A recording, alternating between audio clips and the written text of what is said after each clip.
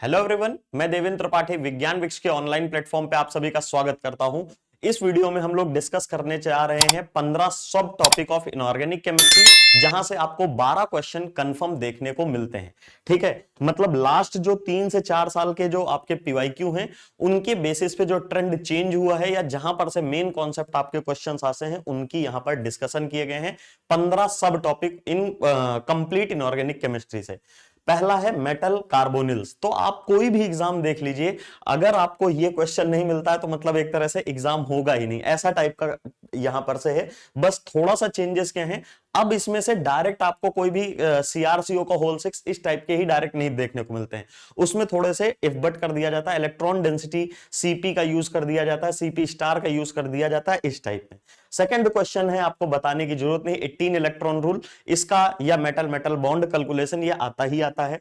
फिर migratory insertion reaction, देखिए यहां पर मैं आपको कंप्लीट ऑर्गेनोमेटेलिक्स की रिएक्शन मैकेनिज्म की बात नहीं कर रहा हूं, सिर्फ और सिर्फ आपसे किससे बात कर रहा हूं, जहां पर से आपको क्या देखने को मिलता है, क्वेश्चन 100% देखने को मिलता है श्योर शॉट। तो माइग्रेटरी इंसर्शन, ऐसा कोई क्वेश्चन ओएमसी का जो आपका आ रहा होगा रिएक्शन मैकेनिज्म का, उसमें ये जरूर इन्वॉल्व हो रहा होगा। फोर्थ टॉपिक ओएमसी का है आपका आइसोलोबेलिटी। अगर आपने लास्ट 3 से 4 पीवाईक्यू उठा के देख लोगे तो उसमें से एक पेपर में 2 से ज्यादा क्वेश्चन, 3 क्वेश्चन तक देखने को मिल गए इंडिविजुअल आइसोलोबेलिटी से, अगर आप चेक करोगे। फिर यहां पर से बात होती है इलेक्ट्रॉनिक स्पेक्ट्रा की, चार्ज ट्रांसफर स्पेक्ट्रा की, और यहां पर से नंबर ऑफ ईएसआर लाइन। तो यहां पर इन 2 टॉपिक को मैं कोऑर्डिनेशन से उठा के रखा हूं, जहां पर से आपको श्योर शॉर्ट क्वेश्चंस देखने को ही मिलते हैं। इलेक्ट्रॉनिक स्पेक्ट्रा में आपको दे दिया है कोई कॉम्प्लेक्स, उसमें पूछ लेगा ट्रांजिशन कहां हुआ है 4A2G से 4T2G, या उसमें कितने नंबर ऑफ लाइंस होंगी, इस तरह। और चार्ज ट्रांसफर स्पेक्ट्रा का आपका ऑर्डर पूछ सकता है, ठीक है, उसमें एक कलरलेस डाल देगा, आपको लगेगा मोस्ट इंटेंस होगा, सीटीएस होगा, लेकिन वो कलरलेस होता है। इस टाइप का आपको चेंजेस देखने को मिले। नंबर ऑफ ईएसआर लाइन आपको ये इनऑर्गेनिक स्पेक्ट्रोस्कोपी से यहां पर से देखने को मिलेगा, ठीक है। इनऑर्गेनिक स्पेक्ट्रा से आपको ये वाला पार्ट देखने को मिलेगा। बेसिक आपको यहां पर से सिर्फ और सिर्फ आई की वैल्यू अगर आपको पता होगी तो ये वाला पार्ट आप अटेंड कर सकते हो। फिर है हीम और नॉन हीम ग्रुप। आपके सामने पिछले 2 पेपर से यही आ रहा है कि जो भी कॉम्प्लेक्स है उसमें पूछ लेता है कि जैसे मान लीजिए हमारा हीमोसाइनिन है, उसमें हमारा हीम ग्रुप है या नहीं है, इस तरह का आपको ये आपको बायो इनऑर्गेनिक वाले टॉपिक से देखने को मिल रहा है, ठीक है। ये फिर से मैं कह रहा हूं 15 वो सब टॉपिक हैं जहां से आपको एटलीस्ट 12 क्वेश्चंस देखने को जरूर मिलेंगे। और फिर यहां पर आपके सामने प्रस्तुत होता है हाइड्रोलिसिस रिएक्शंस कॉम्प्लेक्सेस की। ये किस टॉपिक से है, आपका कोऑर्डिनेशन में। यहां पर से आता क्या है तो वो सुन लो। आपके पास एसिडिक हाइड्रोलिसिस, न्यूट्रल हाइड्रोलिसिस और बेसिक हाइड्रोलिसिस होता है। उसका ऑर्डर पूछ सकता है, स्टीरियो पूछ सकता है, इंटरमीडिएट पूछ सकता है, या वहां पर किस टाइप की मैकेनिज्म हो रही है, या रेट पूछ सकता है, ठीक है। तो ये आपको देखने को जरूर मिल जाता है एक क्वेश्चन।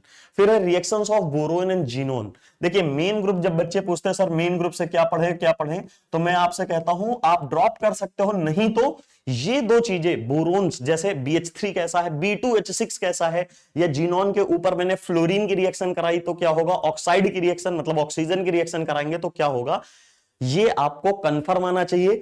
इसकी बॉन्डिंग कैसे, B2H6 की बॉन्डिंग बहुत इंपॉर्टेंट है और जीनोन की भी बॉन्डिंग बहुत इंपॉर्टेंट है। बॉन्डिंग लाइक कि इसके वैलेंस इलेक्ट्रॉन कितने होते हैं। आपको पता है कि ब्रिजिंग कभी नहीं करता है फ्लोरीन, लेकिन जीनोन के कुछ कॉम्प्लेक्सेस है जहां पे फ्लोरीन ब्रिजिंग करता है और -1 की तरह, मतलब वहां ब्रिजिंग की तरह एक्ट करता है, जो कि फ्लोरीन जनरली नहीं करता है, ठीक है, मोनोवैलेंट बनाता है। तो ये इंपॉर्टेंट है। Magnetic properties of F block, मतलब ये तो ऐसा क्वेश्चन हो गया कि कोई भी एग्जाम आपका आए एफ ब्लॉक का, तो यहां पर से ये वाला पार्ट अगर ना होना तो मतलब कोई बात ही नहीं बन रही। हो सकता है वो आपका कौन सा जो हमारा नया फॉर्मूला जो जिसमें लैंडे फैक्टर यूज होता है उस वाले फॉर्मूले से उसका मैग्नेटिज्म पूछ ले, या यूरोपियम और समैरियम जो हमारे 2 एलिमेंट हैं उनका जो एक्सेप्शनल बिहेवियर होता है मैग्नेटिज्म का, तो वो स्टेटमेंट तो जरूर आता है हर पेपर में।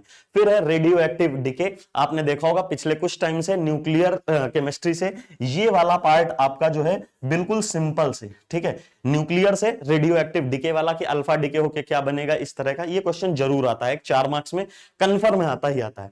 फिर है एमओटी। एमओटी का मैं इतना इंपॉर्टेंस नहीं दूंगा इसमें, क्योंकि कई बार आपका क्वेश्चन डायरेक्ट देखने को मिल जाता है, नहीं तो नहीं दिखता है। तो ये मैं केमिकल बॉन्डिंग से अगर बात करूंगा तो इस टॉपिक को रखता हूं। और फिर टर्म सिंबल की अगर बात हो तो यहां से भी क्वेश्चन श्योर है, चाहे आप जितना देखो यहां पर से क्वेश्चन जरूर देखने को मिलता है। और जस्ट मेरा लास्ट पेपर जो हुआ है ना, आपको क्वेश्चन उठा के देख लो, 2 क्वेश्चन यहां पर से आए थे। P3 के लिए कितने पॉसिबल टर्म्स हैं वो देख लोगे, और एक और क्वेश्चन पूछा था वहां पर, तो 2 क्वेश्चन सिर्फ इसी टर्म सिंबल से आ गए थे।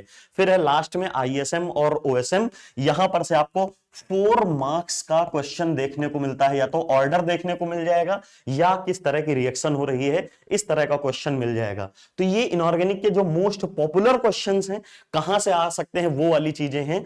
और इनमें से अगर आपको चाहिए कोई भी सब टॉपिक YouTube पे अपलोड कर दिया जाए, जैसे अब यहां पर से मैंने तो टॉपिक्स बता दिए हैं, इनके यहां पर से क्वेश्चंस बता दिए हैं, तो ये आपको वीडियो कैसा लगा जरूर बताइएगा, सेशन लाइक कर दीजिएगा। दूसरी बात, इनमें से कोई भी सब टॉपिक अगर आपको पढ़ना हो तो वो कमेंट सेक्शन में बता देना, सारे पढ़ने हो तो वो बता देना। इनके बेसिस के कुछ क्वेश्चंस, मतलब जैसे हाइड्रोलिसिस रिएक्शन के 5 क्वेश्चन 10 क्वेश्चन ऐसे करके हम प्रोवाइड कर देंगे।